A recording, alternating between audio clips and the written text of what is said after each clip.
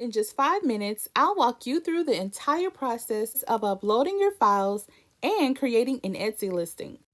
Keep watching to find out how to do this. Welcome, everyone.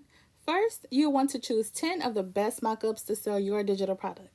You're going to then download them and then save them under a name that you'll remember.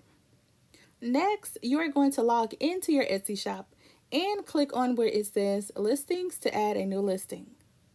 Click Add a Photo to upload your 10 images.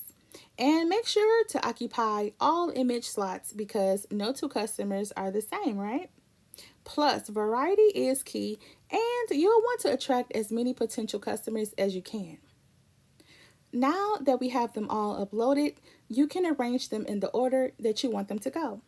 Just simply slide the image over into the slot of your choosing and arrange as you see fit. Now, to add a little life to your product, a 5 to 10-second video could help you drive more sales, which you can create in Canva. Just click add a video and then upload your video. For your title, you'll want to use keywords that buyers would use to search your item. So make sure you add detailed keywords that explains your product so potential customers can find your product. And where it says about this listing, it's basically asking who made your product. I did. What is it? A finished product. And when did you make it? We're going to select 2023. Now, if your product can be customized, you want to select made to order. Category is where your product gets placed in a category, and we're making a digital print, so these are all of the categories that it falls under. This section is where you can specify more details about your product.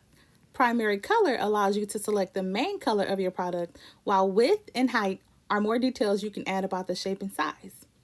Since this is vertical and unframed, I've selected as you see here. And home style refers to the overall look or aesthetic of your product, which is optional for you to choose. Occasion lets you specify if your product is intended for a specific event or use. These options can basically help buyers filter out their search results to find products that kind of like match their preferences or so. So it's really beneficial, so fill them out completely. Now here is where you would select a certain holiday, and because it's Mother's Day approaching and that's what my listing is about, I'll select it. Room is basically optional. If a specific room applies to your item, just add it here. Next, we have subject, which refers to the theme, which also represents your product to get seen by buyers as well. Renewal is a feature that helps you save time by not having to manually relist your items every time they expire. And if that's easier for you, you'd want to select automatic. Or you can select manually if you don't mind renewing your own listings. And where it says type is basically selecting what type of item that you're going to be selling or product. And this is going to be a digital file that we're going to be selling to our buyers. So you're going to select digital.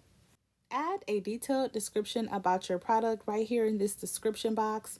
You're going to go all in and make sure everybody knows exactly what you're selling and what they are getting, and just give them a little bit about your product. Now, right here where it says production partners, I'm not using that, but you can find out more if you'd like to. Just click on it and it should show you what it's about.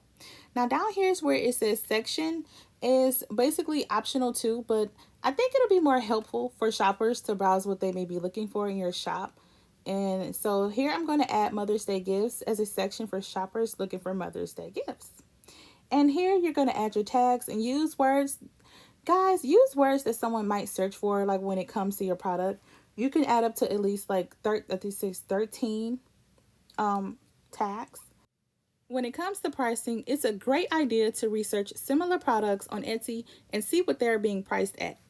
This will give you a sense of what other buyers are willing to pay for digital downloads in your category. There is a 5% transaction fee that you may want to be aware of. And then after you find out all of those fees, you can go ahead and determine your pricing. Because we are selling digital downloads, the quantity, you can leave it either at 1 or 999. It's up to you. For the school number, it's totally optional. You can learn more about that and click the link.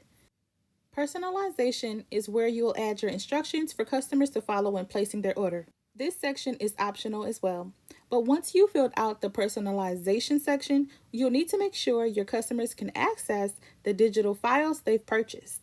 To do this, you can follow the steps outlined in the next video that will be airing next week and learn how you can add your digital files to your Etsy listings and enable an instant download for your customers after purchase. Thank you guys so much for watching. I hope you enjoyed this video, and I will check you guys out in the next video.